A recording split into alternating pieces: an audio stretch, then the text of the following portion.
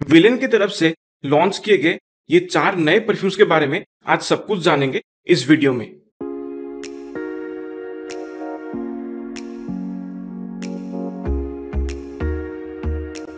नमस्ते मेरे प्यारे ऑडियंस, मैं हूं मनस्कांत मिश्रा। आपका बहुत बहुत स्वागत है मेरे चैनल परफ्यूम एनालिटिक्स में। आशा करता हूं कि आपके जीवन में सब खैरियत है। तो विलेन ने हाल ही में 4 नए परफ्यूम्स लॉन्च किए हैं, जो है Hurricane Hydra, the unstoppable mischief, exotic oud और लेगेसी क्लासिक। अब ये जो 4 नए लॉन्च किए गए परफ्यूम्स हैं, ये बेसिकली विलेन के जो ओरिजिनल परफ्यूम सीरीज है उनके कुछ 4 परफ्यूम्स के ये फ्लैंकर्स हैं।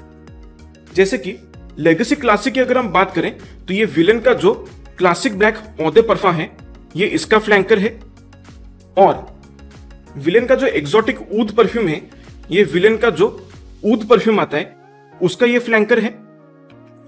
फिर आता है द अनस्टॉपेबल मिस्चिफ, जो कि फ्लैंकर है विलेन का द जोकर परफ्यूम से, जो अभी फिलहाल डिसकंटिन्यू हो चुका है।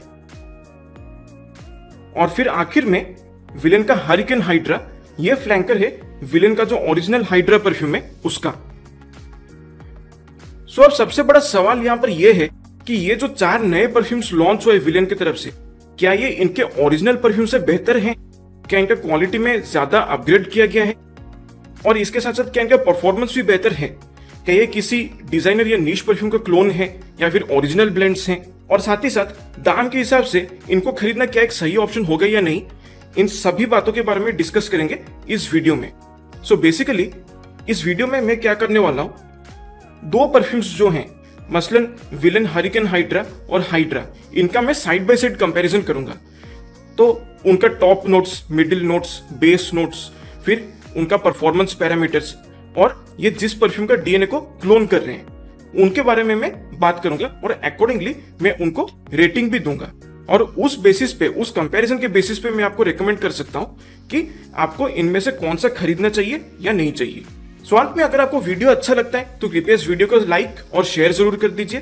पहली बार अगर आप मेरे कंटेंट को देख रहे हैं और आपको मेरा काम पसंद आ रहा है तो कृपया इस चैनल को सब्सक्राइब जरूर कर दीजिए और बेल आइकन को भी क्लिक कर दीजिए, ताकि मेरे चैनल में से कोई भी नया कंटेंट आपसे मिस ना हो जाए और मुझे भी आगे चल के ऐसे जेन्युइन परफ्यूम रिलेटेड वीडियोस बनाने के लिए मोटिवेशन मिले।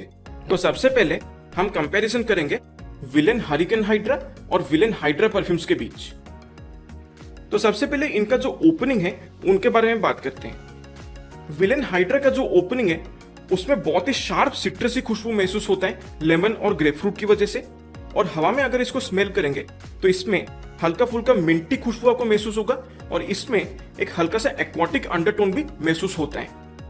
अब इसके साथ इसका बैकग्राउंड में एक स्पाइसी हल्का नट्टी खुशबू भी महसूस होता है, जो कि नटमेग की वजह से है। सो ये है विलेन हाइड्रा का ओपनिंग। अब विलेन हरिकेन हाइड्रा के बारे में बात करते हैं। इसका जो ओपनिंग है उसमें भी सिट्रसी खुशबू महसूस होता है, लेकिन उतना ज्यादा शार्प नहीं है। यहां पर भी लेमन और ग्रेपफ्रूट के खुशबू का इस्तेमाल किया गया है, लेकिन इसके साथ एक और एडिशनल सिट्रसी खुशबू को ऐड किया गया है, जो है मैंड्रिन ऑरेंज। और यही मैंड्रिन ऑरेंज का जो खुशबू है वो लेमन और ग्रेपफ्रूट का जो कंबाइंड शार्प सिट्रसी खुशबू है उसको वो काफी स्मूथ कर देता है। और इसके बैकग्राउंड में हल्का फुल्का एक क्लीन एरोमेटिक पाउडरी खुशबू महसूस होता है, जो कि लैवेंडर की वजह से है। और यहाँ पर जो लैवेंडर का खुशबू यूज किया गया है वो आपका टिपिकल इंग्लिश लैवेंडर है, जो टिपिकल फ्लोरल, ब्रीजी और पाउडरी किस्म का खुशबू है। और unlike villain hydra, hurricane hydra में जो ओपनिंग होता है उसमें किसी भी तरीके से मिंटी या एक्वाटिक नोट्स आपको महसूस नहीं होगा। सो ये है इन दोनों के ओपनिंग का फर्क। अब इनके मिड नोट्स पे आते हैं। तो जैसे विलेन हाइड्रा सेटल डाउन होना शुरू करता है, तब ये जो सिट्रसी और स्पाइसी खुशबू है वो थोड़ा सा मेलो डाउन हो जाते हैं, बैकग्राउंड में हल्का फुल्का महसूस होता है, मिंटी और एक्वाटिक खुशबू बिल्कुल भी महसूस नहीं होता। और इसके साथ इसका सेटल डाउन होने पर जो जैस्मिन का एक व्हाइट फ्लोरल खुशबू है वो बहुत ही प्रोमिनेंटली उभर कर बाहर आता है। और इसके साथ साथ बैकग्राउंड में काफी प्रोमिनेंट तरीके से एक सिंथेटिक सैंडलवुड का जो खुशबू है, जो काफी वुडी और मस्की महसूस होता है, वो यहाँ पर पता चलता है। अब हरिकेन हाइड्रा के बारे में बात किया जाए, इसका जब ये सेटल डाउन होना शुरू करता है तब जो सिट्रसी नोट्स ओपनिंग में महसूस होता था वो पूरी तरह से चला जाता है। सिट्रसी नोट्स बिल्कुल भी और फील नहीं होते। उसके बाद जो लैवेंडर का जो खुशबू है वो पूरी तरह से प्रोमिनेंट हो जाते हैं। और इसके साथ साथ एक और व्हाइट फ्लोरल खुशबू भी यहाँ पर यूज किया गया है। अब नोट स्ट्रक्चर में ये एग्जैक्टली मेंशन तो नहीं कर रहे हैं, लेकिन पर्सनली मुझे लगता है कि हल्का हर्बल, व्हाइट फ्लोरल, थोड़ा सा मस्की, पाउडरी खुशबू एक है। ऐसा लगता है कि यहाँ पर एल्डर फ्लावर का अच्छा इस्तेमाल किया गया है। और इसके साथ इवन सैंडलवुड का जो खुशबू है, यहाँ पर जितना प्रोमिनेंटली पता चलता था विलेन हाइड्रा में, यहाँ पर ये काफी मेलोडोन महसूस होता है हरिकेन हाइड्रा में। सो सैंडलवुड का खुशबू को यहाँ पर भी यूज किया गया, लेकिन बहुत ही कम मात्रा में। अब इसके ड्राई डाउन के बारे में अगर बात किया जाए तो सबसे पहले विलेन हाइड्रा के ड्राई डाउन के बारे में अगर बात करें तो यहाँ पर जो वुडी खुशबू है वो काफी प्रोमिनेंट हो जाता है। इसमें सीडर वुड का जो एक हर्बल वुडी खुशबू है वो बहुत ही प्रोमिनेंटली महसूस होता है। जैस्मिन का जो खुशबू है वो काफी मेलोडोन हो जाता है, बैकग्राउंड में हल्का सा महसूस होता है। और इसके साथ साथ जो लैब्डेनम का एक मस्की खुशबू है वो यहाँ पर बहुत ही प्रोमिनेंटली महसूस होता है। और सैंडलवुड का खुशबू जो है वो भी और थोड़ा सा डोमिनेंट हो जाता है। अब हरिकेन हाइड्रा का ड्राई डाउन के बारे में अगर बात किया जाए तो ये और ज्यादा मस्की और पाउडरी बन जाता है। और इसके साथ साथ यहाँ पर हल्का सा बैकग्राउंड में ग्रासी वुडी खुशबू महसूस होता है, क्योंकि यहाँ पर वेटिफर का अच्छा खासा इस्तेमाल किया गया है। और इवन सैंडलवुड की वजह से जो एक मस्की खुशबू है वो भी और थोड़ा सा प्रोमिनेंटली पता चलता है। अब अगर इन दोनों परफ्यूम्स का किसी डिजाइनर या नीश परफ्यूम के साथ कंपैरिजन किया जाए तो जो ओरिजिनल विलेन हाइड्रा है उसका जो खुशबू है it smells very similar to Bleu de Chanel. You can even say that if Blue de Chanel EDT was made more floral and less incensey, then this is the kind of smell that you'll get from Villain Hydra. लेकिन villain hurricane hydra के बारे में अगर बात किया जाए तो इसका ओपनिंग जो है वो थोड़ा सा ब्लू डी शनेल EDT का एहसास दिलवाता है, लेकिन जैसे ये ड्राई डाउन में जाता है तब ये पूरी तरह से एक अलग डायरेक्शन में चला जाता है। अब इन दोनों का परफॉर्मेंस के बारे में बात किया जाए तो विलेन हाइड्रा का परफॉर्मेंस जो है वो मुझे मॉडरेट मिलता है। स्किनर कपड़ों पे मिला के इससे टोटल लॉन्जेविटी मुझे लगभग 3.5 से 4 घंटे का मिलता है। और प्रोजेक्शन भी इसका बहुत ही माइल्ड है। हवा में 1.5 फीट की दूरी तक ये परफ्यूम प्रोजेक्ट करता है, वो भी शुरुआत के 30 से 45 मिनट तक। इसका जो सियाज है वो भी बहुत ही माइल्ड है, या फिर इवन इसका सियाज है ही नहीं वो भी आप कह सकते हैं। अब हरिकेन हाइड्रा के परफॉर्मेंस के बारे में बात किया जाए तो इसका परफॉर्मेंस मुझे इससे कम लगता है। स्किनर कपड़ों पे मिला के इससे मुझे टोटल लॉन्जेविटी लगभग 2.5-3 घंटे तक महसूस होता है। और प्रोजेक्शन की अगर बात किया जाए तो हवा में मैक्सिमम 1 फीट की दूरी तक ये परफ्यूम प्रोजेक्ट करता है, वो भी शुरुआत के 20-25 मिनट तक। और इसका भी सियाज बहुत ही माइल्ड है। एक स्किन सेंट के हिसाब से ये थोड़ा सा लिंगर करता है, लेकिन बहुत देर तक ये परफ्यूम लिंगर नहीं करता है। अगर आपको शार्प, सिट्रसी, एक्वाटिक, मिंटी, थोड़ा सा फ्लोरल खुशबू अगर आपको पसंद आता है तो ये आप इसको इस्तेमाल कर सकते हैं। लेकिन अगर आप ऐसे जगह पे काम करते हैं जहां पर लाइट परफ्यूम पॉलिसी या फिर नो परफ्यूम पॉलिसी है तो वहां पर आपको विलेन हरिकेन हाइड्रा इस्तेमाल करना चाहिए। लेकिन ओवरऑल अगर देखा जाए तो मैं पर्सनली इन दोनों के बीच विलेन हाइड्रा को खरीदना ज्यादा प्रेफर करूंगा।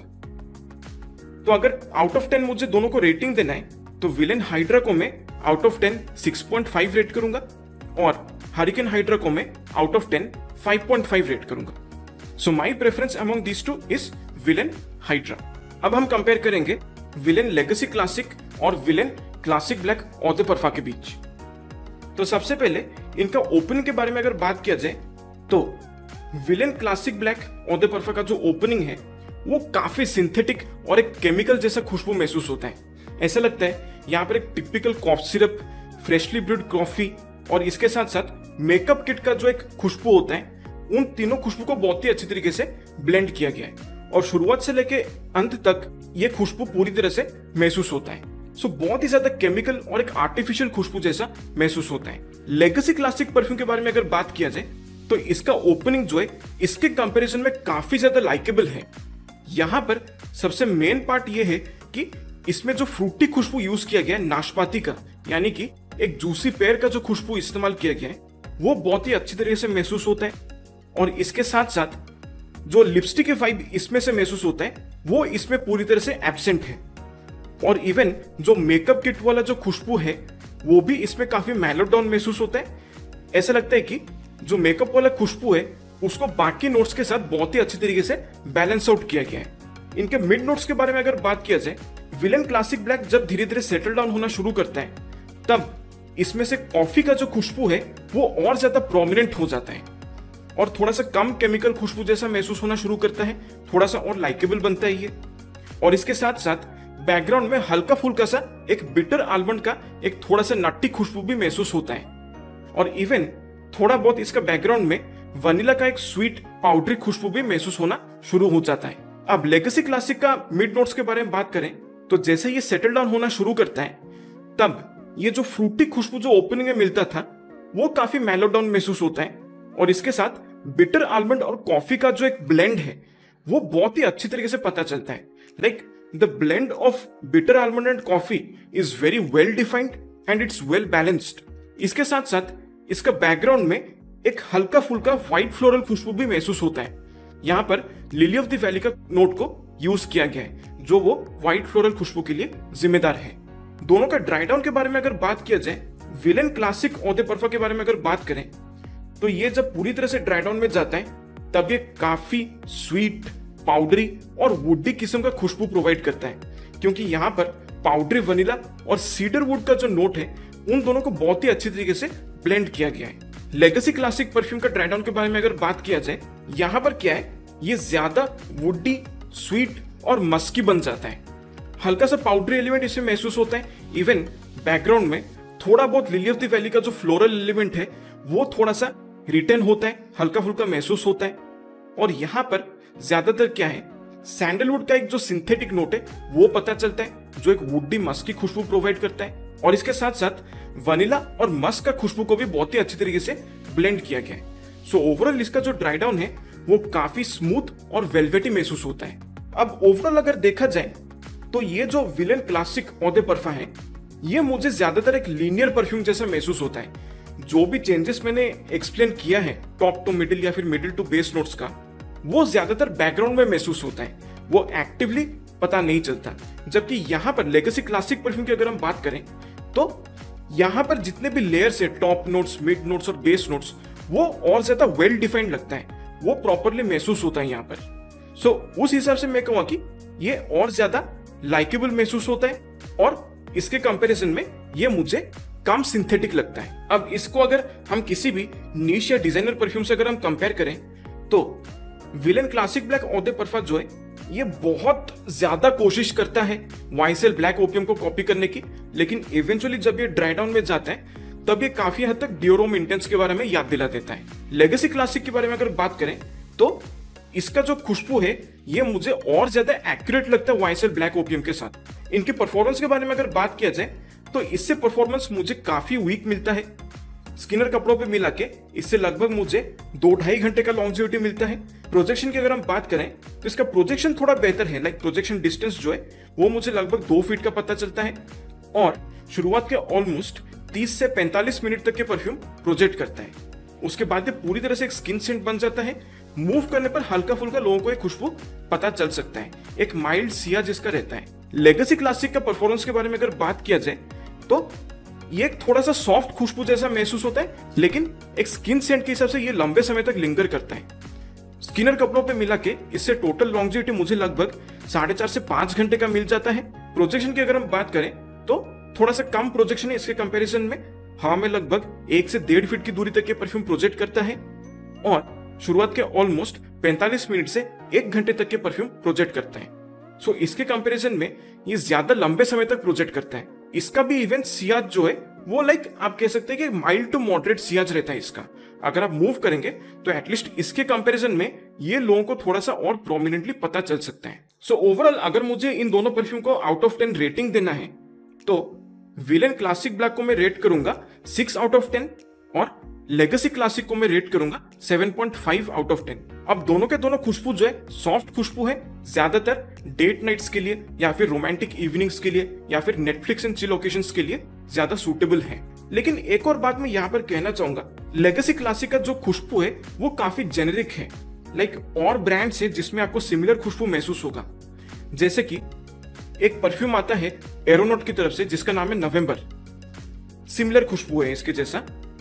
एक और परफ्यूम है बोल्ड केयर 404 की तरफ से जिसका नाम है ज्यूस क्लासिक, उसका भी सेम खुशबू है। और इवन सीसीयू का जो एक इंटेंस परफ्यूम आता है एक ब्लैक कलर बॉटल का, वो भी सिमिलर खुशबू है। तो अगर आपने पहले से वो 3 परफ्यूम ट्राई कर रखे हैं, फिर इसको खरीदने का कोई मतलब नहीं है, क्योंकि एक रिडंडेंट खुशबू जैसा हो जाएगा ये। लेकिन फिर भी अगर आपने उन तीनों परफ्यूम्स को यूज नहीं किया है तो इसको आप जरूर ट्राई कर सकते हैं। एटलीस्ट 225 या फिर 250 रुपए के लिए ये मुझे इसके कंपैरिजन में ज्यादा वैल्यू फॉर मनी लगता है।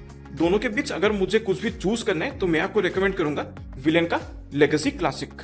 अब हम विलेन अनस्टॉपेबल मिस्चीफ और जोकर परफ्यूम के बीच कंपैरिजन करेंगे। तो इनका ओपन के बारे में अगर बात किया जाए तो सबसे पहले विलेन जोकर का जो ओपनिंग है उसमें एक बहुत ही खट्टा फ्रूटी खुशबू महसूस होता है प्लम की वजह से, और उसके साथ साथ एक बबल गमी स्वीट खुशबू भी महसूस होता है जो कई सारे नोट्स के कॉम्बिनेशन की वजह से होता है, जैसे कि हेजलनट, कैशमेरन, एम्बरवुड, वनीला और हनी के वजह से। और इवन ऑरेंज ब्लॉसम का भी इसमें थोड़ा बहुत कंट्रीब्यूशन रहता है वो बबल गमी खुशबू को क्रिएट करने में। अनस्टॉपेबल मिस्चीफ के बारे में अगर बात किया जाए तो इसका ओपनिंग बहुत ही अलग है इसके कंपैरिजन में। इसका ओपनिंग में एक बहुत ही खट्टा सिट्रसी खुशबू महसूस होता है ग्रेपफ्रूट की वजह से, और इसके साथ साथ बहुत ही खूबसूरत तरीके से एक जूसी एप्पल का जो खुशबू है उसको बहुत ही अच्छी तरीके से ब्लेंड किया गया है, जो इस परफ्यूम का ओपनिंग को और ज्यादा फ्रूटी बना देता है। और इसके साथ बैकग्राउंड में थोड़ा बहुत एक वार्म स्पाइसी खुशबू महसूस होता है। अब इसका मिड नोट्स के बारे में अगर बात किया जाए तो सबसे पहले जब विलेन जोकर सेटल डाउन होना शुरू करता है तब जो प्लम का जो खटास है वो काफी मेलोडाउन हो जाता है, पूरी तरह से बैकग्राउंड में शिफ्ट हो जाता है, लेकिन जो बबल गमी स्वीट खुशबू है वो बरकरार रहता है। और इसके साथ साथ कुछ स्पाइसी और वुडी खुशबू भी महसूस होता है जो काफी एक वेलवेटी फील प्रोवाइड करता है, क्योंकि इसमें कैशमेरन और सीडरवुड का जो खुशबू है उसको बहुत ही अच्छी तरीके से ब्लेंड किया गया है, और इवन एम्बरवुड का खुशबू का भी इसमें काफी अच्छा कंट्रीब्यूशन रहता है।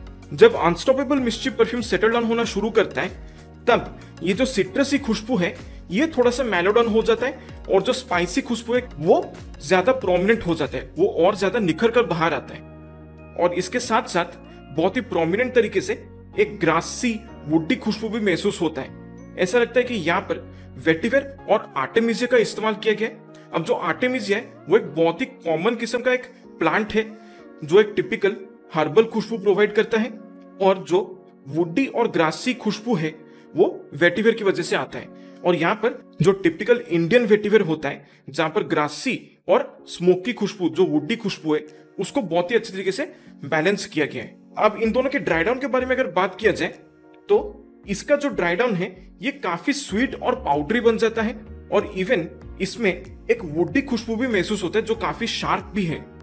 ऐसा लगता है कि यहाँ पर एम्बरवुड, हनी और जैस्मिन का खुशबू को बहुत ही अच्छे तरीके से इस्तेमाल किया गया है, और साथ में सीडरवुड का भी जो खुशबू है वो भी पता चलता है। अब इसके साथ साथ एक हल्का सा सूंधापन भी यहाँ पर महसूस होता है, क्योंकि यहाँ पर ओकमोस और पचुली का भी इस्तेमाल किया गया है, और जो पचुली है ये थोड़ा सा डार्क पचुली जैसा महसूस होता है जो और ज्यादा डर्टी और अर्दी महसूस होता है। अब अगर विलेन अनस्टॉपेबल मिस्चीफ के ड्राई डाउन के बारे में बात किया जाए तो ये पूरी तरह से एक अर्दी, वुडी, थोड़ा सा लेदरी और हल्का स्वीट किस्म का खुशबू में तब्दील हो जाता है। इसमें जो अर्दी और वुडी खुशबू महसूस होता है वो ज्यादातर वेटिवर और ड्राई टोबैको लीव्स की वजह से होता है, और यहाँ पे लेदर का जो खुशबू है वो बहुत ही ज्यादा लाइकेबल है, बहुत ही ज्यादा गाढ़ा या हेवी लेदर का यहाँ पर इस्तेमाल नहीं किया गया है, और बैकग्राउंड में हल्का सा एक वनीला का स्वीटनेस भी यहाँ पर महसूस होता है। अब अगर इन दोनों परफ्यूम्स को डिजाइनर या नीश परफ्यूम के साथ कंपेयर किया जाए तो विलेन जोकर परफ्यूम जो है वो शुरुआत से लेके ऑलमोस्ट अंत तक थोड़ा सा पाको रबाने 1 मिलियन लकी जैसा फील होता है, लेकिन ड्राई डाउन में जब ये जाता है तब ये थोड़ा सा डिफरेंट महसूस होता है, काफी स्वीट और पाउडरी बन जाता है। और अनस्टॉपेबल मिस्चीफ के बारे में अगर बात किया जाए तो आप यूं समझ लीजिए कि डियोर श्वास एलिक्सिर का ओपनिंग को और ज्यादा सिट्रसी और ज्यादा फ्रूटी अगर बना दिया जाए तो एग्जैक्टली सिमिलर किस्म का खुशबू है। सो ओवरऑल मैं कहूँ कि क्वालिटी वाइज मुझे अनस्टॉपेबल मिस्चीफ ज्यादा अच्छा लगता है as compare to Villain Joker. अब दोनों का परफॉर्मेंस के बारे में अगर बात किया जाए तो विलेन जोकर का परफॉर्मेंस मुझे बहुत ही एवरेज मिलता है। स्किनर कपड़ों पे मिला के इससे टोटल लॉन्जेविटी तकरीबन 3-3.5 घंटा के मुझे मिलता है, और प्रोजेक्शन भी इसका काफी माइल्ड है। हवा में मैक्सिमम 1.5-2 फीट की दूरी तक ये परफ्यूम प्रोजेक्ट करता है, और वो भी शुरुआत के ऑलमोस्ट 30-45 मिनट तक। और जब आप मूव करेंगे तो इस परफ्यूम से हल्का फुल्का सियाज भी आपको महसूस होगा। लोगों के आसपास से अगर आप गुजरेंगे तो थोड़ा बहुत ये परफ्यूम लोगों को पता चल सकता है। अनस्टॉपेबल मिस्चिफ के परफॉर्मेंस के बारे में अगर बात किया जाए तो स्किनर कपड़ों पे मिला के इससे टोटल लॉन्जेविटी मुझे लगभग 4.5 से 5 घंटे का मिल जाता है और प्रोजेक्शन इसका मॉडरेट है। हाँ, में लगभग 2 से 2.5 फीट की दूरी तक ये परफ्यूम प्रोजेक्ट करता है और शुरुआत के ऑलमोस्ट 45 मिनट से 1 घंटे तक ये परफ्यूम प्रोजेक्ट करता है। फिर काफी क्लोज टू द स्किन आ जाता है, एक well defined scent bubble create कर देता है और इसका थोड़ा सा मॉडरेट सियाज भी रहता है। अगर आप चलते हुए जाएंगे तो लोगों को एक खुशबू जरूर महसूस होगा। सो ओवरऑल अगर मैं इन दोनों को आउट ऑफ 10 रेट करूंगा तो विलेन जोकर को मैं रेट करूंगा 5 आउट ऑफ 10 और विलेन अनस्टॉपेबल मिस्चिफ को मैं रेट करूंगा 6.5 आउट ऑफ 10। अब देखिए, ये परफ्यूम जो है इसको तो मैं यूज करने के लिए रेकमेंड नहीं करूंगा क्योंकि इसका जो खुशबू है सेंट प्रोफाइल के हिसाब से बहुत ही एवरेज है, क्योंकि पाको रबाने 1 मिलियन लक्की का जो खुशबू है वो आपको और परफ्यूम्स में मिल जाएगा जो इससे बेहतर परफॉर्मेंस देते हैं और ज्यादा वैल्यू फॉर मनी है। इवन जो अनस्टॉपेबल मिस्चिफ है, देखिए इसके कंपैरिजन में ये डेफिनेटली बेटर तो है, लाइक खुशबू के हिसाब से, परफॉर्मेंस के हिसाब से, इवन इंग्रेडिएंट का जो क्वालिटी यूज किया गया है उसके हिसाब से ये हर मामले में इससे तो बेहतर है। लेकिन फिर भी एक डार्क परफ्यूम के हिसाब से इसका परफॉर्मेंस भी मुझे काफी एवरेज महसूस होता है। सो उसकी वजह से मैं इसको भी खरीदने के लिए रेकमेंड नहीं कर सकता हूं। सो इन दोनों परफ्यूम्स में से भले ही मैं विलेन का अनस्टॉपेबल मिस्चिफ को प्रेफर करूंगा, ये ज्यादा बेहतर है, लेकिन I won't recommend you to buy any of this 2 perfumes. अब आखिरकार हम विलेन ऊद और विलेन एक्सोटिक ऊद परफ्यूम्स के बीच कंपैरिजन करेंगे।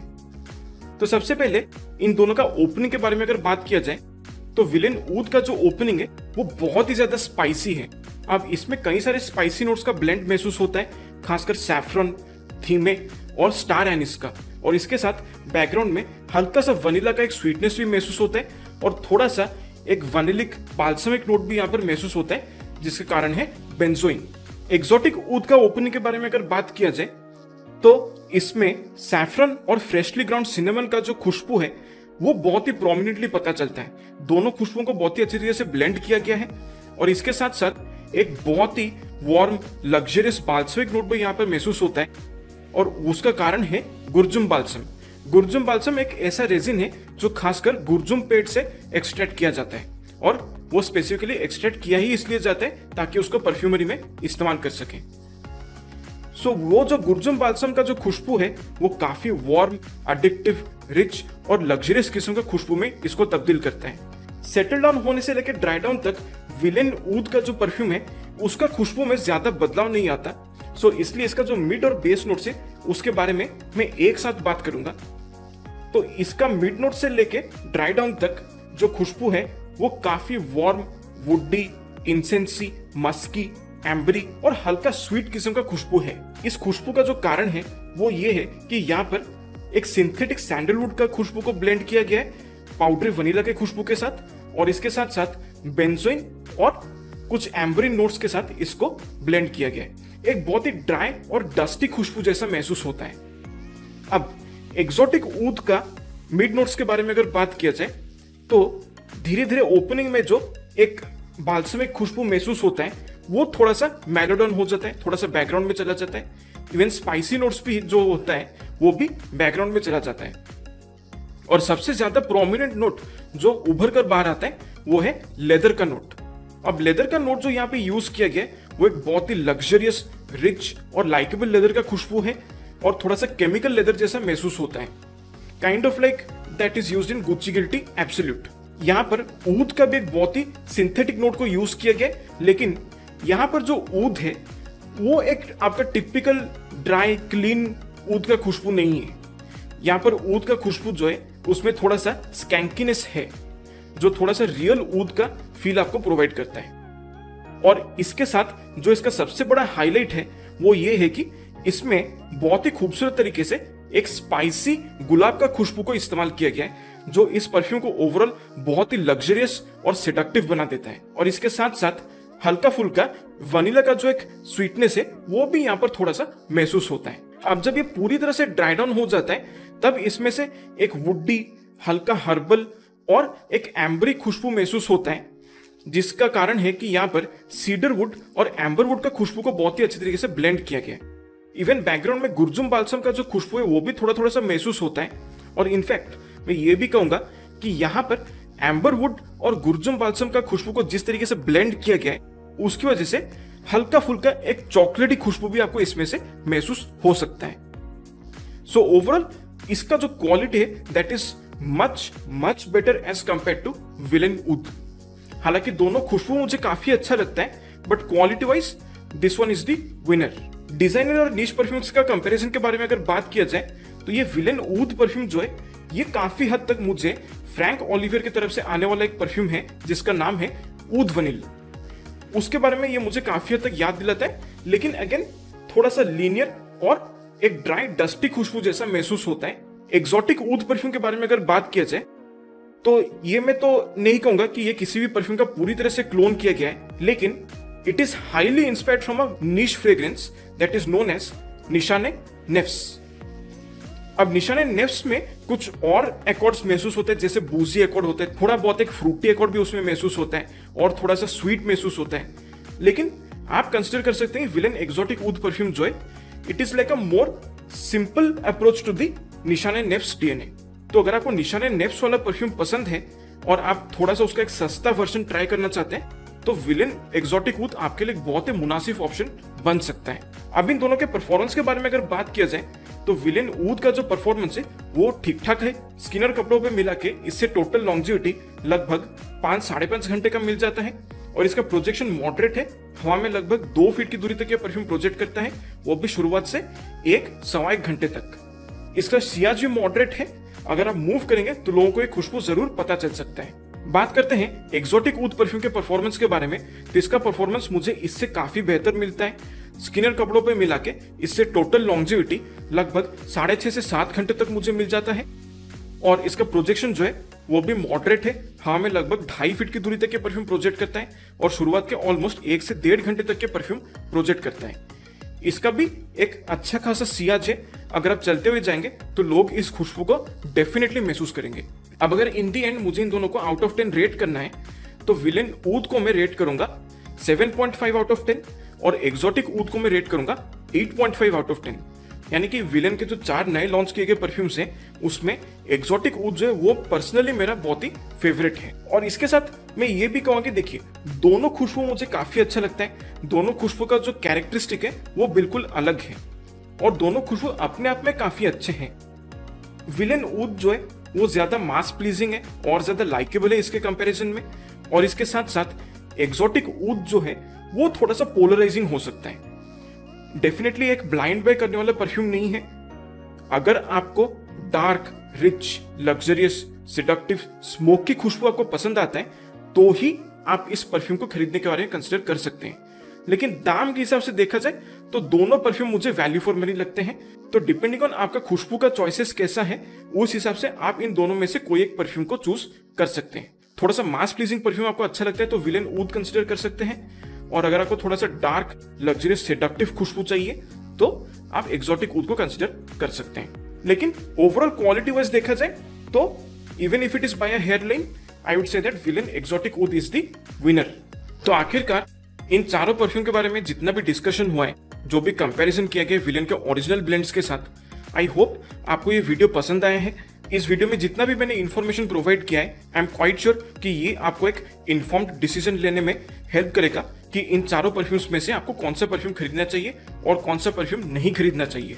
लेकिन इन दी एंड देखिए परफ्यूम एक सब्जेक्टिव मैटर है, हर किसी का पसंद एक जैसा नहीं होता है, सबका अलग अलग पसंद होता है। तो उस हिसाब से मैं कहूँगा कि ये पूरा रिव्यू को आप देखिएगा जरूर और उसके बाद आप कोई डिसीजन लीजिएगा इसको खरीदने के लिए। वैसे आपने अगर इन चारों परफ्यूम्स को पहले से ट्राई कर लिया है तो कृपया कमेंट्स में आपका जो एक्सपीरियंस रहा है वो मुझे बता दीजिए, और इसके साथ साथ विलेन का आपका सबसे पसंदीदा परफ्यूम कौन सा है वो भी आप मुझे बता सकते हैं, और कौन कौन से वीडियोस आप मेरे चैनल पे देखना चाहते हैं वो भी आप कमेंट करके बता दीजिए, ताकि जल्द से जल्द मैं उन वीडियोस को बनाकर आप तक पेश करने की कोशिश करूंगा। सो आपसे फिर मुलाकात होगा अगले वीडियो में। तब तक के लिए मेरे प्यारे ऑडियंस स्वस्थ रहिए, मस्त रहिए और खुशबूदार रहिए। नमस्कार।